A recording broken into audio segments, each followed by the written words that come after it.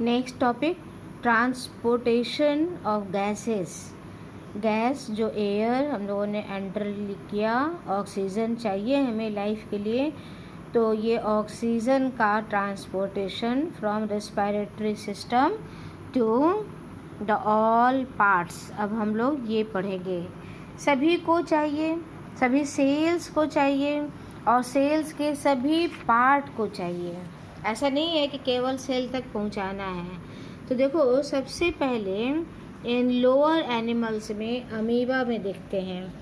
Amoeba में oxygen और carbon dioxide का लेना और निकालना डिफ्यूज़न पे डिपेंड करता है। ये एक सेल का है। इसके लिए इसे किसी भी मैकेनिज़्म, एक्स्ट्रा मैकेनिज़्म जैसे इंस्पिरेशन, एक्सप्रेशन की ज़रूरत नहीं है।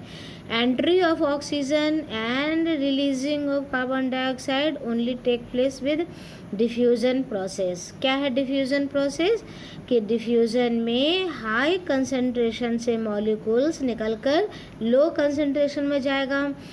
देखते हैं, सबसे पहले अमीबा का ये बाउंड्री वॉल है जिसको कि क्रॉस करके जाना है। अब अंदर में ऑक्सीजन माइटोकॉन्ड्रिया के द्वारा यूज्ड हो गया। ऑक्सीजन का अवेलेबिलिटी कंसंट्रेशन अमीबा के अंदर कम है और अमीबा के बाहर वाटर में ज़्यादा है। Oxygen from high concentration to low concentration without expenditure of energy ये एंटर करेगा। जब ऑक्सीजन लेगा तो इसमें रेस्पिरेशन का काम होगा, कार्बन डाइऑक्साइड गैस निकलेगी। तो कार्बन डाइऑक्साइड भी from higher concentration to lower concentration जाएगा। इस तरह से डिफ्यूज़न के थ्रू ऑक्सीजन अंदर और कार्बन डाइऑक्साइड बाहर जाएगा।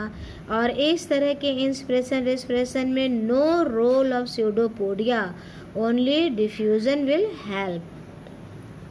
पैरामीशियम में देखो, पैरामीशियम में भी ये सिंगल सेल है, चारों ओर इसका वाटर है। वाटर से ऑक्सीजन हाई कंसंट्रेशन से लो कंसंट्रेशन में जाएगा और कार्बन डाइऑक्साइड अंदर ज़्यादा है तो बाहर कम है, बाहर निकल जाएगा। ये भी डिफ्यूजन से गया। लेकिन ये तो पानी में है, यूनिसेलुलर है, सराउंडिंग वाटर है।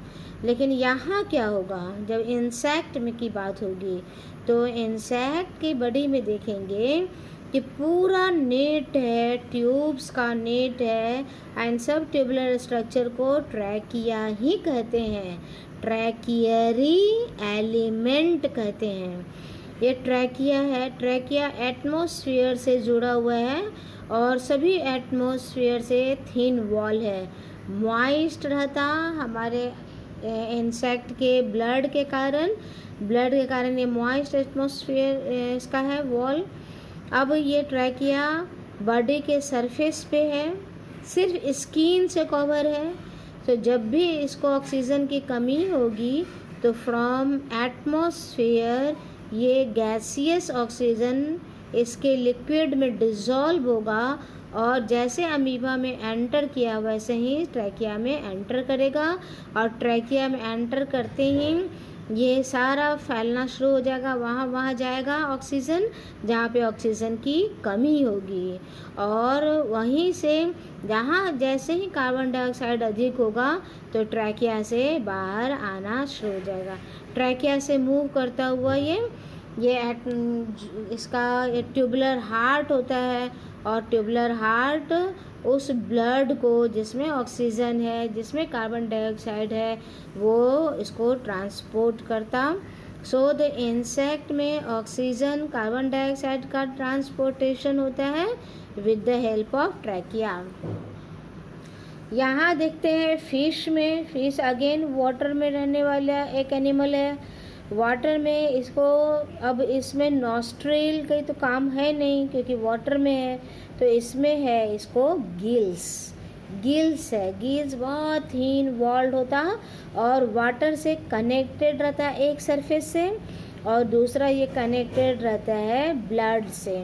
यहाँ डिटेल देखो, इसमें जो ट्रांसपोर्टेशन है वो यूनिडायरेक्शनल है।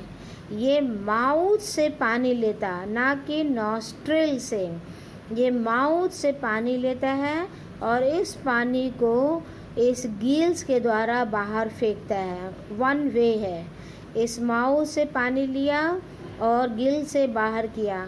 जब ये गिल से पानी क्रॉस करता रहता है तो गिल्स में लगा हुआ है कैपिलरीज, जैसे कि अमीबा का वॉल था वैसे ही कैपिलरीज का वॉल है। वॉल के अंदर ब्लड है, ब्लड में ऑक्सीजन की कमी है, सो इस वाटर से ऑक्सीजन ब्लड में जाएगा और वहाँ पे कार्बन डाइऑक्साइड ज़्यादा है तो वो ब्लड से ये गिल्स में आएगा और रिलीज़ होगा। ये गिल्स मदद करता है transportation of oxygen and carbon dioxide. One thing very important, चूँकि वाटर में ऑक्सीजन की कमी होती है, water have oxygen less in comparison to atmosphere because solubility of oxygen water में कम है।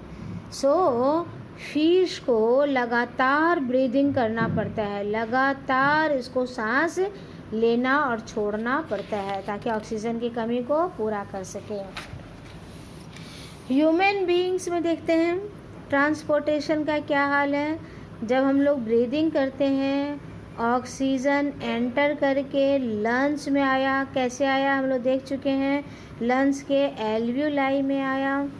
एल्वियोलाई से जो कैपिलरीज जुड़ा हुआ है उसमें ब्लड कैपिलरीज में ऑक्सीजन की कमी है, सो डिफ्यूज़न से एल्वियोलाई के वॉल को क्रॉस करके ऑक्सीजन चला आएगा कैपिलरीज में और कैपिलरीज से ये आर्टरीज में एंटर करेगा। जब ब्लड में एंटर करेगा और ब्लड सर्कुलेशन में ये घूम करके हार्ट की मदद से, हार्ट के पंपिंग सेट से ये सभी टिश्यूज़ में चला जाएगा। सबसे पहले नॉस्ट्रिल से ऑक्सीजन क्या एयर एंटर किया जिसमें हर तरह की गैसेस हैं, लेकिन डिफ्यूज़न के थ्रू ओनली ऑक्सीजन एंटर किया क्योंकि हमारे शरीर में ऑक्सीजन की कमी है। सो ऑक्सीजन ब्लड में गया, ब्लड सर्कुलेशन से टिश्यूज़ में गया। जब ये टिश्यूज़ में आया तो यहाँ पर कंडीशन उल्टा हो गया, यहाँ टिश्यू में ऑक्सीजन की कमी है, सो ऑक्सीजन एंटर कर गया, कार्बन डाइऑक्साइड की अधिकता है, सो कार्बन डाइऑक्साइड निकल गया। अब इस कार्बन डाइऑक्साइड को फिर से ब्लड लेगा और ब्लड लेकर सीधा ये ले आएगा लंग्स में।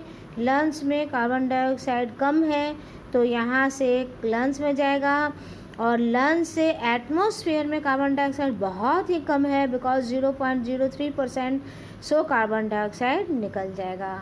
इन दिस वे ये ऑक्सीजन का ट्रांसपोर्टेशन होगा through with the help of blood circulation. यहाँ तक तुम्हें पढ़ना है, रेस्पिरेशन ख़त्म है। अब मैं तुम्हें कुछ पिक भेज रही हूँ, उसको क्वेश्चन आंसर है बनाना।